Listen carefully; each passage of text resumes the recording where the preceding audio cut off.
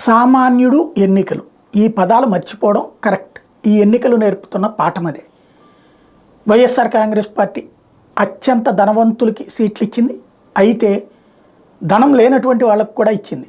Like మైలవరము, లేకపోతే కనుక ఇప్పుడంటే ఖర్చు పెట్టలేనటువంటి వాళ్ళు, ఇప్పుడు రాజమండ్రి లేకపోతే నరసాపురం ఇట్లాంటి చోట్ల ఇచ్చినట్టుందంటే కనీసం కొంతమందికి కొన్ని పదుల సంఖ్యలో వాళ్ళ ఖర్చులు వాళ్ళు పెట్టుకోగలిగిన వాళ్ళు తప్పించి డబ్బులు పంచలేనటువంటి వాళ్ళని కూడా ఎన్నికల్లో నిలబెట్టింది.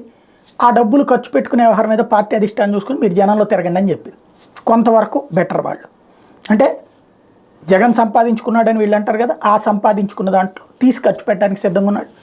సామాన్య వ్యవస్థల నుంచి ఉన్న వాళ్ళని కొంతమందిని అప్లిఫ్ట్ చేస్తున్నాడు. లైక్ ఇంతకుముందు నందిగం సురేష్ లాంటి వాళ్ళని తీసుకొచ్చినట్టు అట్లాగా ఒక సామాన్య స్థాయిలో ఉన్నటువంటి వాళ్ళని డబ్బులు వేటి గురుమూర్తి ఇట్లాంటి వాళ్ళని తీసుకొచ్చినటువంటి తరహాలో కొంతమందిని నడుపుతున్నాడు. తెలుగుదేశం పార్టీ అట్లాంటి వాళ్ళకి ఎవరికి సీట్ ఇచ్చిన దాఖలాలు కనిపించట్లేదు. పైగా డబ్బులు లేవని అనేక మంది నేతల్ని పక్కన పెట్టేస్తుంది. డబ్బులు తక్కువ ఖర్చు పెట్టగలరని సీనియర్ నాయకుల్ని పక్కన పెట్టేస్తుంది.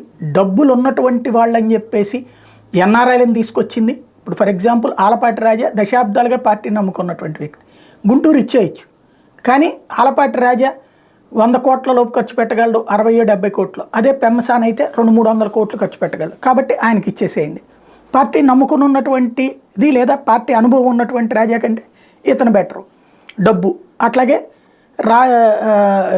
రావి కుటుంబం దశాబ్దాల తరబడి నమ్ముకుంది, వాళ్ళకు ఓటు పడదు. అదే కనుక రాము అయితే 100 కోట్లు ఖర్చు పెట్టగలడు. కాబట్టి అక్కడ అవతల వైసీపీ క్యాండిడేట్ స్ట్రాంగ్ కాబట్టి అక్కడ పెట్టాలి. ఇట్లాగా లెక్కలు చూసుకుని డబ్బులు ఉన్నటువంటి వాళ్ళే ఫస్ట్ ప్రయారిటీ. మినిమం 50 కోట్లు ఖర్చు పెట్టగలిగినటువంటి వాళ్ళు అసెంబ్లీ స్థానాలకి, 100 కోట్లు ఖర్చు పెట్టగలిగినటువంటి వాళ్ళు పార్లమెంట్ స్థానాలకి. ఇప్పుడు వేమిరెడ్డి కావచ్చు, మాగుంట కావచ్చు, లావు శ్రీకృష్ణదేవరాయలు కావచ్చు, ఇట్లాంటి వాళ్ళని ఎందుకు తీసుకొచ్చుకున్నారు, పెమ్మసాని కావచ్చు, ఇట్లాంటి వాళ్ళందరినీ అంటే డబ్బులు ఉన్నాయి కాబట్టినే ఇక్కడ. అంటే డబ్బున్నోళ్లే ఫస్ట్ ప్రయారిటీ. అస్సలు డబ్బులు లేని ఒక సామాన్యుడికి కార్యకర్తకి ఇచ్చారు అని తెలుగుదేశం ఎక్కడైనా చెప్పగలుగుతుందా? నథింగ్.